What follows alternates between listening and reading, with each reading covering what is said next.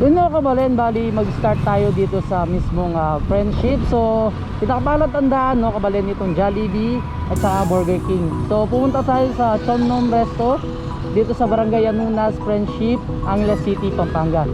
Tara guys, no, papakita ko sa inyo yung daan kung paano puntahan yung CHON NOM. Let's go!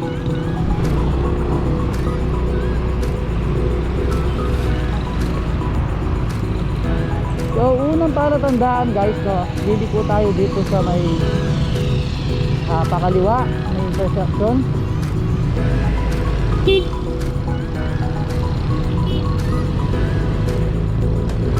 Guys, so ito na yung pinaka-friendship.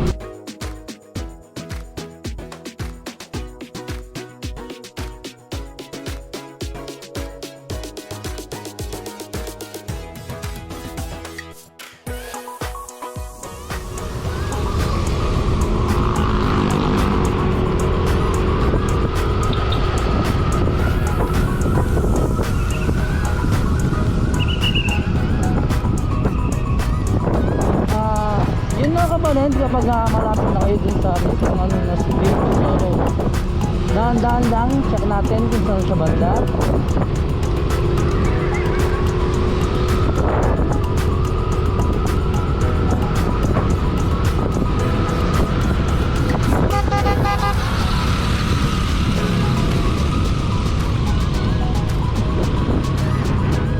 So yun pala siya guys.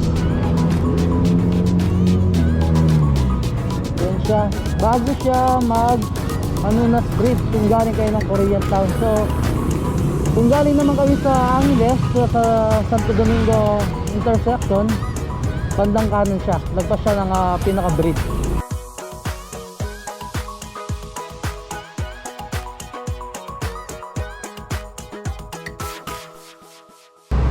Kasi ba yung kabalay niya Kuya Arjun Bautista ni Exploring Pampanga. So for today's video, naimbitahan tayo dito sa CHON NOM RESTO dito sa Barangay Anunas, Friendship, Angeles City, Pampanga. Later guys, titikman natin yung Pyeonbaek Jjim and then yung mixed seafoods ng CHON NOM RESTO dito sa Angeles City, Pampanga. Then papakita ko sa inyo guys, no, yung mga seafoods nila na nasa aquarium. And then kung gusto nyo pumunta dito sa CHON NOM RESTO, open sila from 11 AM until 2 PM guys. Tara!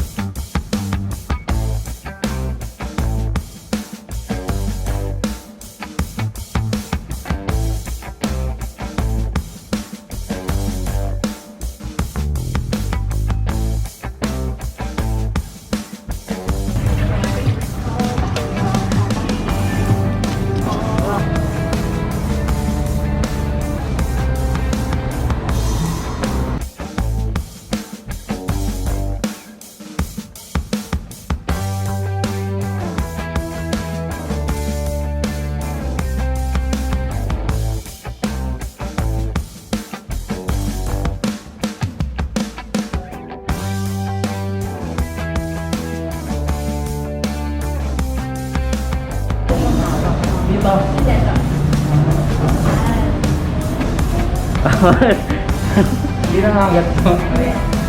Dito Cabalen, bali per kilo ng lobster nila is 3.5. So papaluto kayo ma'am. Papaluto kayo kung anong gusto nyo luto nila. And guys, pipili na kayo kung ano yung mga gusto nyong dish for this one. Yan siya. Laki. Wow, look at this guys. Right. Yan si Ma'am Pau Pau.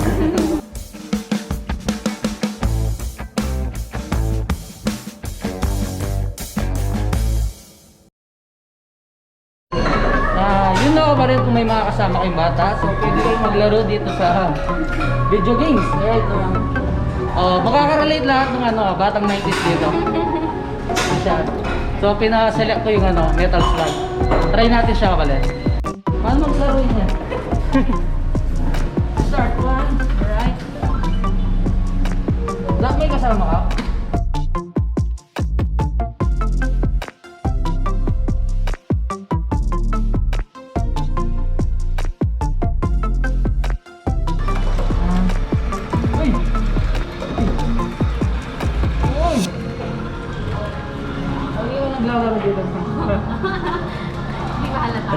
Talaga yung siya may idea niyan eh. Sa idea to. 90s din sir.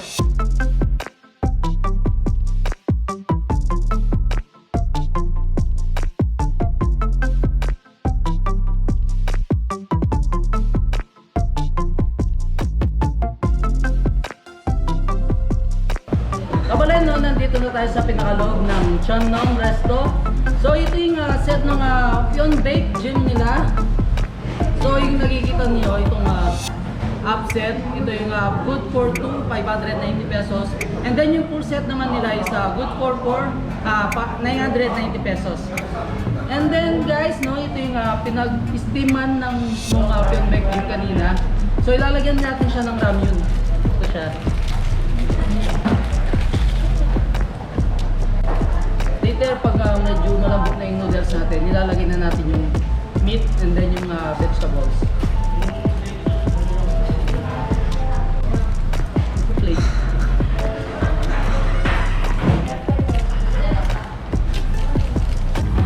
Yun Kabalen, na bali nilalagay na ni Kim yung mga meat and then yung beef to, di ba ma'am?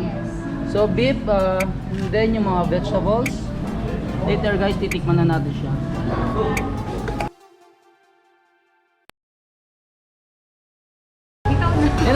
Bali tuturuan tayo ni Miss Pau Pau kung paano i-mix yung sausawan. Okay. Guys, Garlic, tsaka... so first garlic. So suka and then Hindi siya suka. ano siya ma'am? Basta... Parang sauce, special sauce. Special sauce. Tsaka chili. Kung gaano So, gusto mo kaanghang. Kung mahilig ka sa manghang, so sa'yo.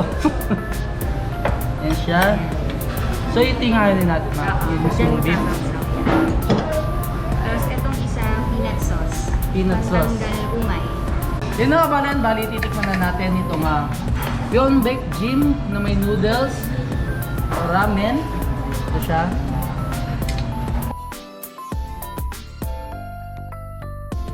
So yun Kabalen, titikman na natin itong fresh beef nila sa set ng Pyeonbaek Jjim. Ito siya, itong ginawa ni Miss Pau kanina.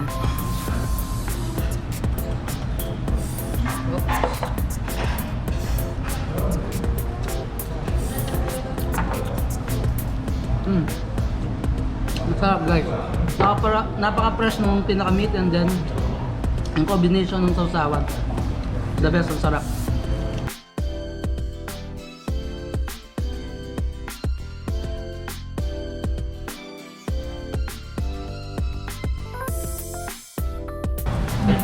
Yun ma'am, kailan nag-start itong CHON NOM? September last year. After medyo new normal na tayo. So hindi kayo na mismo pandemic? Pandemic, apektado din kasi. Siyempre, nasa hotel yung talagang restaurant. And 4 hours yung chon. Dali kami sa hotel. Nasa hotel. So ito, bagong pwesto lang. Bagong pwesto. Yun guys, bali titikman natin yung pinaka-meat ng Pyeonbaek Jjim. So ito siya. Kanina guys, in-steam lang siya. So pwede mo siyang kainin na naka-steam na siya. Hindi siya nakalo dito sa mga parang shabu-shabu. Ito siya.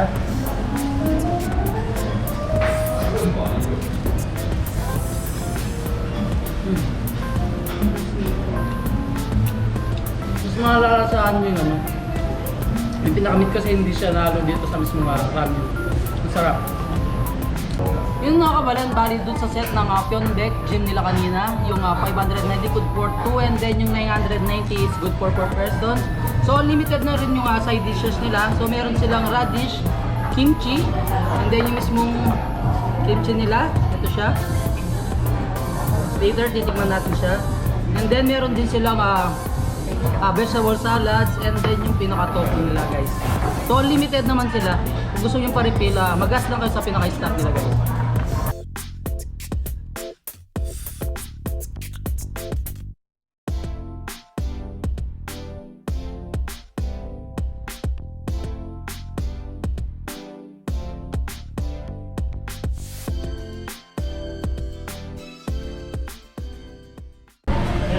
Yun na Kapalen sa lahat ng seafood lover na katulad ko. So meron silang mixed seafoods dito. Ito yung 1.5 good for 4 person. So meron siyang lobster, taong, and then yung alimasag, and then meron siyang hipon. Ano kasi ito ma'am? Ito yung red shell, and then ito yung elephant shell. So lahat guys, yung pinakita ko kanina sa labas, fresh seafood sila. So pipili kayo doon, pwede yung tignan, kukunin nila and then lulutuin nila. Yun guys, nabali titikman na natin yung mixed seafoods ng CHON NOM.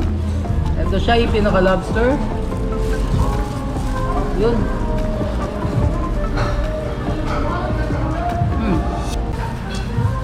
Napakasarap yan, balian kasi fresh yung seafoods nila. So galing lahat sa aquarium. Yan.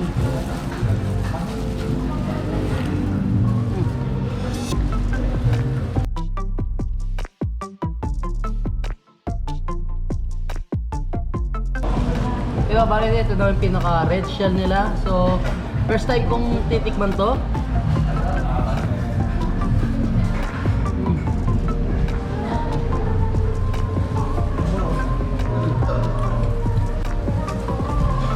Tama si Miss Pao, no? Para sa squid lang naman siya.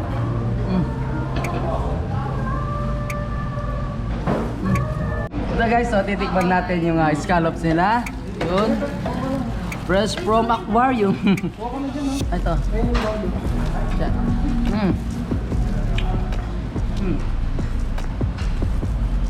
Sarap.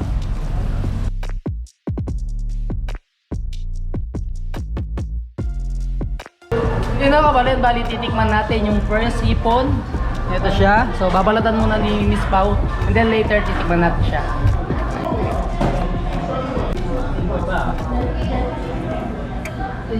Mahirap siya balatan kasi buhay pa siya.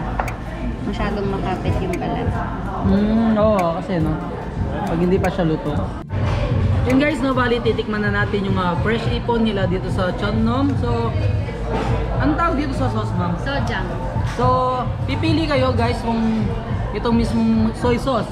Soy sauce na may wasabi or itong somjang. So, ito, dito na siya. Right?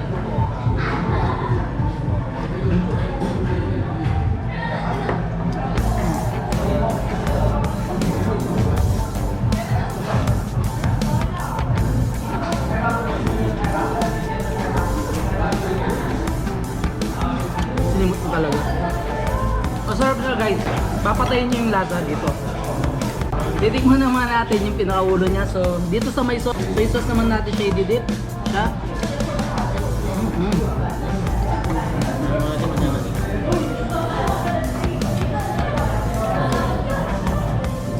Hello. Experience ko ngayon is yung ilong na to na lalasahan ko siya. Sobrang nandun lahat talaga yung ingredients niya, no? Ang masasuggest ko lang, pupunta kayo dito, isama nyo na yung buong barkada nyo, tsaka pamilya. Okay. Nire-recommend ko talaga dito yung seafood nila. Tingnan nyo. Dito pa lang sulit na eh. Tapos dito, di mo siya mabibili kung kahit sa Korean store kasi iba yung lasa niya. Ito, kung makikita nyo sa mga pictures sa mga unang minutes ng vlog na to, maganda yung presentation, lasa, overall. So this is my first time na makatry ng elephant shell and then yung tinatawag na red shell. So first time ko siya, masarap siya, kakaiba. Unlike any other seafood restaurant na mapapamahal kayo ito, sulit na sulit kasi marami na siya for a reasonable price. About the Pyeonbaek Jjim nila. Ito, so masarap siya in a way na nasa sayo kung paano mo siya gagawin spicy kasi may moderate, may spicy. So it's up to you na lang kung paano mo siya i-mix sa kagustuhan mo. And aside from that, may pa-partner mo siya sa beef, which is ito. The best na siya as it is. Pero mas okay siya pag sinama mo siya sa ramyun. Kasi ang sarap niya. Grabe. Pasibayo Cabalen niya, Kuya Alvin Bautista ng Exploring Pampanga. Yun na Cabalen, bali inimbitahan ko kayo pumunta dito sa CHON NOM RESTO dito sa Barangay Anunas, Friendship, Angeles City, Pampanga. So napakasulit ng Pyeonbaek nila, no? For 590, good for 2 persons, and then yung full set nila 990 pesos for 4 persons, and then try nyo guys yung mixed seafoods nila. Ang dami nung seafoods nila for 1.5 good for 4 persons. So sulit na sulit guys, no? Iba-ibang seafoods yung titikman mo, and then napakasarap nung signature sauce nila. Yun guys, no, don't forget to subscribe, like, and comment, and click the notification bell kung nagustuhan nyo itong video na to. Until our next vlog. Hello mga chono!